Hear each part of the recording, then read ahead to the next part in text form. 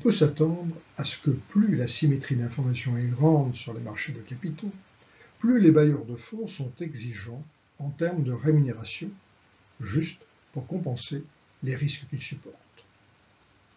Reining-Petacci fournit un test original et particulièrement puissant de cet effet dans le cadre du marché américain.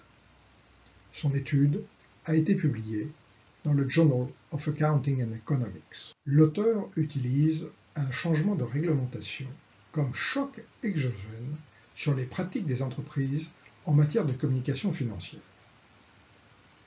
Elle envisage ces effets sur les exigences de rémunération des bailleurs de fonds et observe les évolutions des choix des firmes en matière de financement. C'est un cadre particulièrement adapté pour observer les effets de l'asymétrie d'information sur les structures de capital. Adoptée après l'éclatement de la bulle Internet au début des années 2000, la réglementation dite FD, Fair Disclosure, a interdit aux entreprises américaines de communiquer des informations sensibles à des groupes spécifiques de professionnels, en particulier des analystes financiers. Elle les a obligés soit à ne pas communiquer, soit à les rendre publics simultanément. En revanche, concernant les dettes, cette réglementation était sans effet puisque les entreprises pouvaient continuer à échanger avec leurs banques ou à fournir plus d'informations aux agences de notation. Comme la réglementation FI ne s'applique pas au marché de la dette, on peut penser qu'elle est sans effet sur les niveaux d'asymétrie supportés par les prêteurs. Et donc, les conditions de coût ne devraient pas être affectées. De même, pour les sociétés ne pratiquant pas la communication privilégiée auprès des professionnels, c'est-à-dire les analystes, rien ne change. L'asymétrie devrait rester la même et le coût des fonds propres non affecté.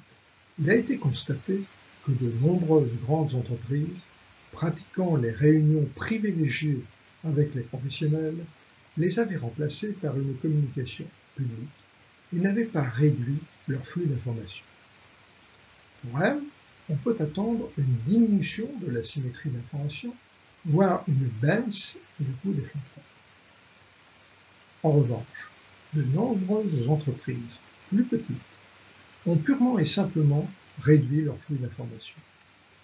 Pour elles, on peut s'attendre à un accroissement de la symétrie et donc à une augmentation du coût des fonds propres.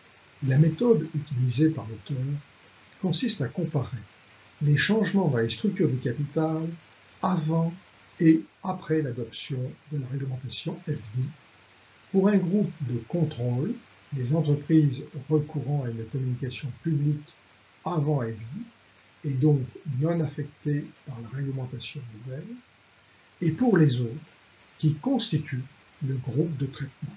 Cette différence dans la différence est ensuite étudiée suivant la dimension asymétrie d'information.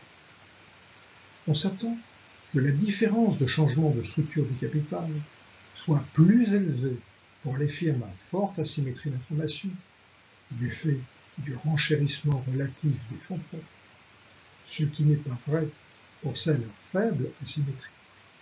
C'est ainsi que l'approche recourt à une troisième différence. Pour ce genre d'études, il n'existe malheureusement pas de groupe naturel de contrôle, c'est-à-dire de firmes a priori non affectées par la réglementation.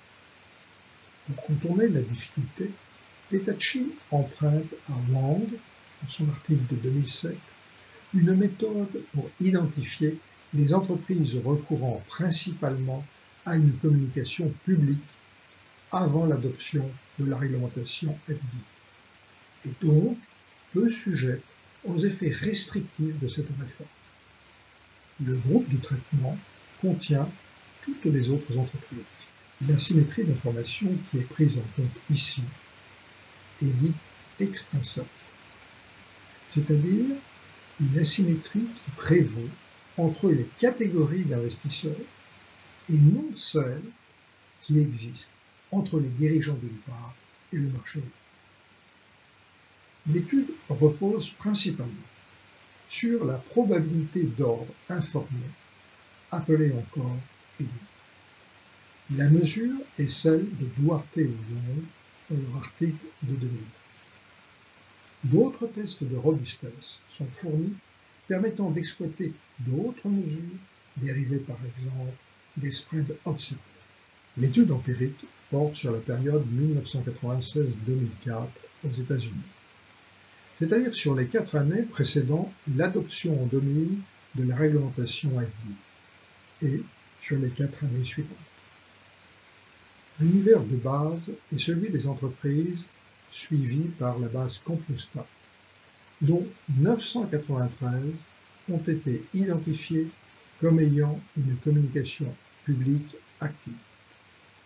973 ayant privilégié avant l'adoption de FD les communications privées. Au total, en tenant compte des disponibilités d'informations durant la deuxième période, l'échantillon comprend 273 firmes pour le contrôle et 1399 pour le traitement. Pour traiter le problème de diff in diff in diff, Petacci utilise un modèle économétrique avec 3 variables d'interaction construites autour des indicatrices traitées et FD et de la variable ACI. Le modèle contient par ailleurs des effets fixes pour firmes et par année, ainsi qu'un vecteur grand X de variables de contrôle. Le coefficient le plus important est petit delta, associé à la triple interaction traitée FD ACI. 2 mesures de levier d'aide sur actif sont utilisées, une comptable et l'autre avec des valeurs de marché. Dans les 2 cas, le coefficient delta est significativement positif. Il indique que le levier a augmenté pour les entreprises traitées les plus exposées à l'asymétrie d'information. Ce n'est pas vrai pour les firmes du groupe de contrôle. La somme de delta et phi est non différente de 0. En effet, égale à 0,369 moins 0,479. Le résultat précédent apparaît particulièrement robuste. Si d'autres mesures d'asymétrie d'information sont utilisées, en particulier avec le spread, les résultats restent identiques, mais seulement significatifs quand la mesure du levier est exprimée en valeur de marché. Enfin, l'auteur propose un autre groupe de contrôle, moins puissant que le précédent, construit autour des firmes ayant pratiqué des Open Conferences avant 2000. Les résultats s'avèrent, là encore, similaires, quoique plus faibles. Enfin, Petacci cherche à vérifier si les changements de levier viennent plutôt d'une baisse du coût des dettes que d'une hausse du coût des fonds. Ces résultats ne mettent pas en évidence le changement significatif du coût des dettes pour les firmes traitées et soumises à une forte asymétrie. C'est donc bien l'accroissement du coût des fonds propres qui est le moteur. Le résultat est consolidé par l'observation selon laquelle ces mêmes firmes ont eu plus recours à la dette. En conséquence, cette étude confirme, dans un cadre expérimental solide, que l'asymétrie informationnelle extrinsèque, c'est-à-dire entre catégories d'investisseurs, est bien une source d'augmentation du coût des fonds propres. Quand cette asymétrie augmente de manière significative, elle peut provoquer un accroissement des leviers de dette, du moins pour les firmes les plus exposées à ce style d'asymétrie.